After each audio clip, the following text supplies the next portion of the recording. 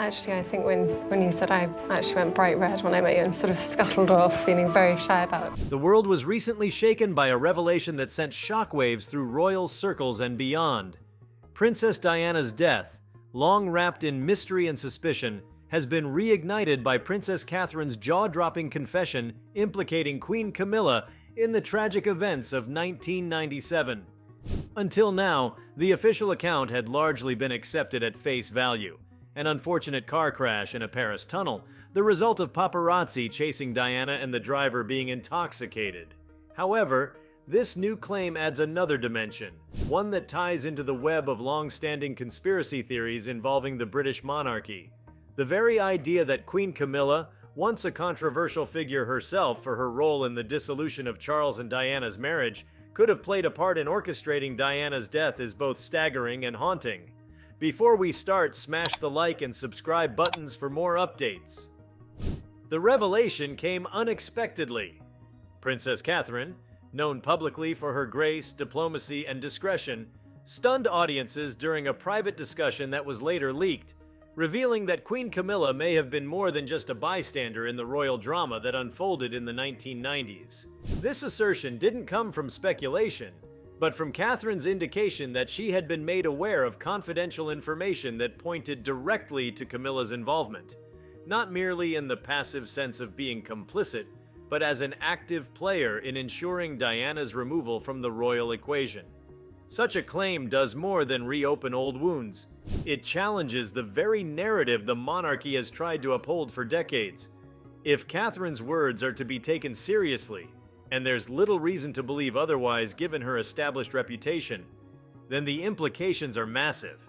For one, it recenters the conspiracy theories that were once dismissed as tabloid sensationalism. Many have long suspected that Diana's death was not as accidental as portrayed. From inconsistencies in reports to missing CCTV footage and the mysterious behavior of key figures after the crash, the theories have flourished in the shadows of public discourse. The notion that the monarchy might have sanctioned or at least turned a blind eye to Diana's fate has haunted Britain for years. Now, with Camilla being directly named, those suspicions are thrust into the spotlight with renewed vigor. At the time of Diana's death, Camilla was still seen largely as a scandalous figure. Her relationship with Charles, ongoing even during his marriage to Diana, made her the target of public scorn. Diana famously referred to her in veiled terms, hinting at a third party in her marriage. The public was divided, with Diana seen as the tragic heroine of a failed royal romance, and Camilla cast as the other woman who tore it all apart.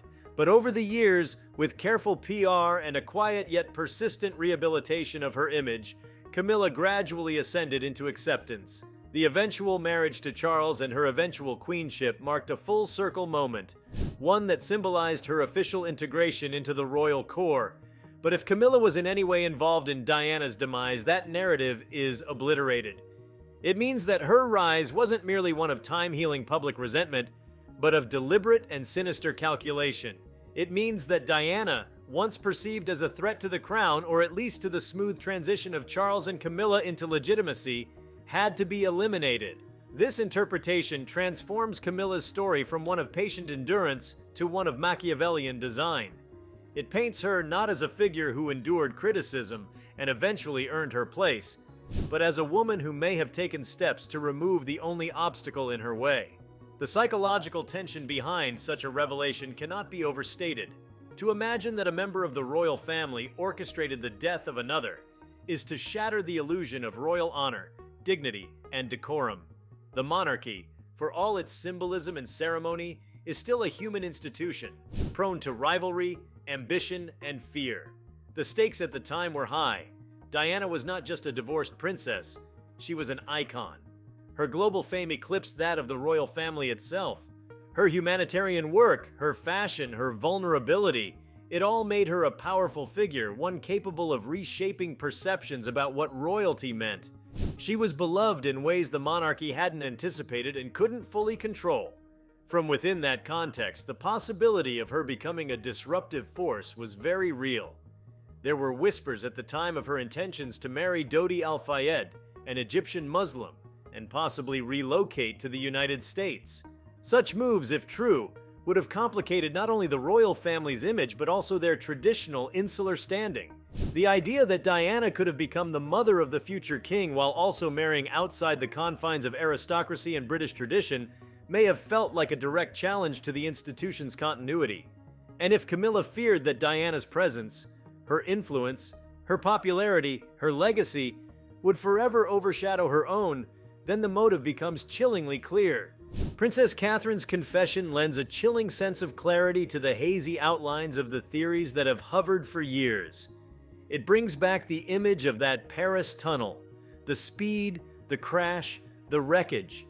It brings back the eerie absence of street cameras capturing the precise moment.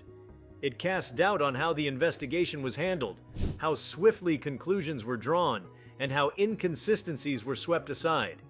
The notion that all of it may have been deliberately obscured not by faceless operatives, but by a future queen, transforms the narrative from one of accidental tragedy to premeditated silencing. This revelation doesn't just implicate Camilla, it raises questions about the entire machinery that surrounds and protects the monarchy. How much did others know? Was Charles aware? Did palace officials or British intelligence agencies play a role in facilitating or covering up the plan? If there was an inside job, it could not have been executed in isolation. Such operations require layers of coordination, silence, and strategic manipulation. That suggests a conspiracy not confined to one ambitious royal, but embedded within the institution itself. The consequences of such a revelation are not limited to history. They affect the present and future. It rewrites the story of Queen Camilla, placing a sinister asterisk beside her name in the annals of British royalty. It places Catherine herself in a perilous position. By voicing what many have feared but few dared say, she's broken an unwritten code of royal omerta, a silence that protects the institution above all. Her boldness speaks volumes about her personal integrity and perhaps her own sense of justice for Diana, her husband's mother, but it also exposes her to the risk of backlash, both publicly and privately. One can only imagine the tension within palace walls as this revelation reverberates. It reopens fissures in the royal family that many assumed were healed. Prince William, who has always maintained a dignified silence about his mother's death, is now faced with a confrontation of past and present.